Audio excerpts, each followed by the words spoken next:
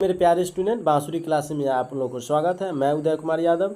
मैं आज आप लोगों को वह क्वेश्चन कराने वाले हैं जो परीक्षा में बार बार पूछा जाता है, ठीक है, और 2025 के लिए इम्पोर्टेंट क्वेश्चन है।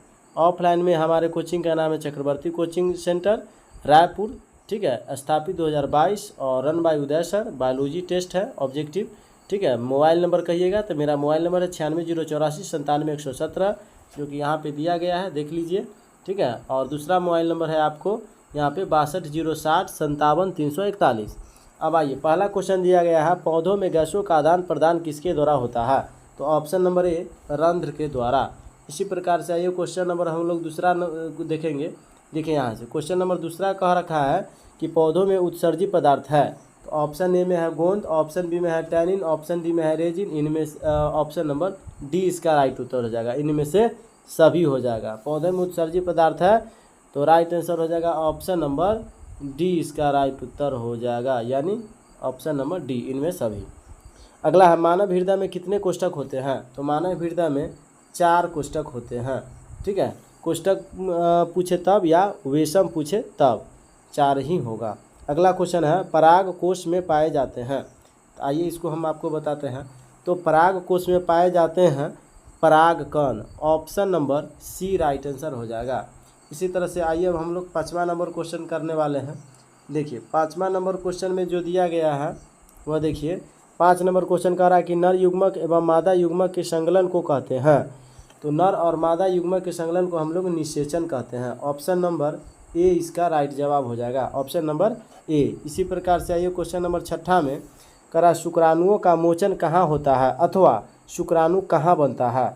तो शुक्राणुओं का मोचन शुक्रवाहिका को कहते हैं और शुक्राणु कहाँ बनता है? तो वृषण में, ठीक है, यानी ऑप्शन नंबर ए इसका राइट जवाब हो जाएगा, ऑप्शन नंबर ए। अगला क्वेश्चन अब आइए हम लोग देखते हैं 7वां नंबर। 7 नंबर में कह रखा है, देखिए 7 नंबर में जो कहता है कि मनुष्य में शुक्राणुओं तथा अंडाणुओं का निषेचन कहाँ होता है? तो वह होता है फेलोपियन नलिकाओं में, ऑप्शन नंबर ए इसका राइट जवाब हो जाएगा। चलिए अगला नंबर क्वेश्चन कह रहा है, स्त्री केसर के आधारित भाग को कहते हैं।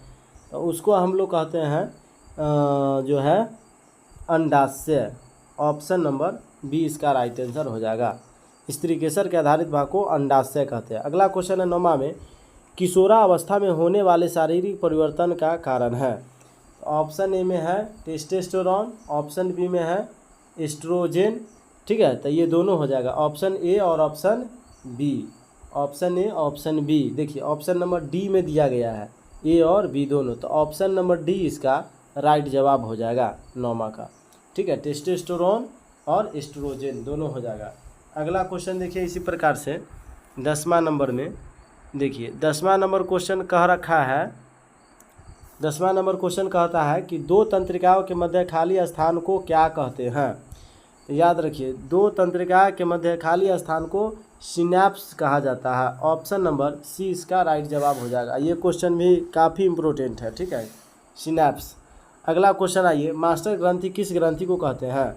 तो मास्टर ग्रंथि हम लोग पिट्यूटरी ग्रंथि को कहते हैं, ऑप्शन नंबर बी राइट उत्तर हो जाएगा। अब आइए क्वेश्चन नंबर 12 से हम लोग देखेंगे। देखिए 12 नंबर क्वेश्चन में कह रहा है कि रक्त में आयरन की कमी से होने वाला रोग है। तो रक्त में आयरन की कमी से होने वाले रोग एनीमिया रोग कहलाता है। कौन सा? एनीमिया रोग, जो कि खून के कमी से होने से, शरीर में खून की कमी होने से यह रोग हो जाता है, एनीमिया नामक, ठीक है। अब आगे आइए, फिर क्वेश्चन नंबर 13 में दिया गया है कि स्वपोषी पोषण के लिए आवश्यक है। तो CO2 यानी कार्बन डाइऑक्साइड, CO2 को क्या कहते हैं? Carbon dioxide. इसी तरह से ऑप्शन बी में है क्लोरोफिल, ऑप्शन सी में है सौर प्रकाश, ऑप्शन डी में है सभी। तो स्वपोषी के लिए सभी जरूरी है, ठीक है, CO2 भी, क्लोरोफिल भी, सौर प्रकाश, यानी सभी हो जाएगा, ऑप्शन नंबर डी राइट उत्तर हो जाएगा। अब आइए फिर 14 नंबर क्वेश्चन अब हम लोग देखेंगे। 14 नंबर क्वेश्चन देखने में देखिए, आइए यहाँ से इसको ऊपर खींच देते हैं। देखिए यहाँ से करा, भोजन का पचना किस प्रकार की अभिक्रिया है? तो भोजन का पचना अपचयन कहलाता है। क्या कहलाता है? अपचयन, ऑप्शन नंबर ए इसका राइट जवाब हो जाएगा।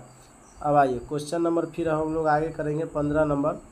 देखिए 15 नंबर क्वेश्चन में दे रखा है आपको कि मानव मस्तिष्क का औसत भार है। तो मानव मस्तिष्क का औसत भार है 1.4 kg, 1.4 kg। अगला क्वेश्चन है टेस्टोस्टेरोन स्त्रावित होता है, तो टेस्टोस्टेरोन स्त्रावित होता है आपको वृषण से, वृषण से। ऑप्शन नंबर ए इसका राइट जवाब हो जाएगा।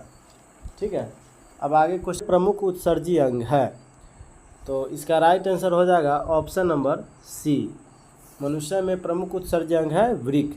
18 में कोशिका झिल्ली किस प्रकार की झिल्ली है, तो इसका राइट आंसर हो जाएगा ऑप्शन नंबर सी यानी अर्धपारगम्य।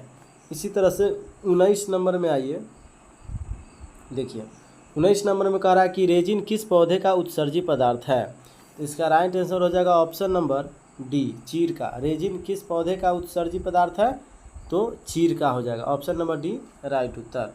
फिर अब हम लोग अगला क्वेश्चन करेंगे, देखिए यहाँ से जो है 20 नंबर से आइए, 20 नंबर में आइए। देखिए 20 नंबर में कह रखा है, देखिए 20 नंबर में है प्रकाश संश्लेषण द्वारा किसकी प्राप्ति होती है, तो प्रकाश संश्लेषण द्वारा ग्लूकोज की प्राप्ति होती है, ऑप्शन नंबर सी राइट जवाब हो जाएगा। अगला क्वेश्चन है आपको मानव आहार नाल का सबसे लंबा भाग है, तो मानव आहार नाल का सबसे लंबा भाग कहलाता है छोटी आंत, ऑप्शन नंबर बी राइट जवाब हो जाएगा। अब आइए इसी तरह से क्वेश्चन नंबर देखेंगे हम लोग 22 में। देखिए 22 में थोड़ा इसको ऊपर कर देते हैं, आइए ऊपर कर देते हैं, 22 सब हो जाएगा। आइए ना, देखिए ना अब हो जाएगा ना। आइए कह रहा है दही के जमने में कौन सी क्रिया होती है, तो दही के जमने में किण्वन क्रिया होती है, ऑप्शन नंबर सी राइट जवाब। 22 में कह रहा है आपको, देखिए 22 नंबर में पौधों में भोजन किस रूप में जमा होता है, तो वह होता है स्टार्च के रूप में, ऑप्शन नंबर सी इसका जवाब हो जाएगा, स्टार्च के रूप में। ठीक है, पौधों में भोजन किस रूप में जमा होता है, तो स्टार्च के रूप में। तो इन्हीं के साथ ये क्वेश्चन समाप्त हुआ ऑब्जेक्टिव। जय हिंद, जय भारत।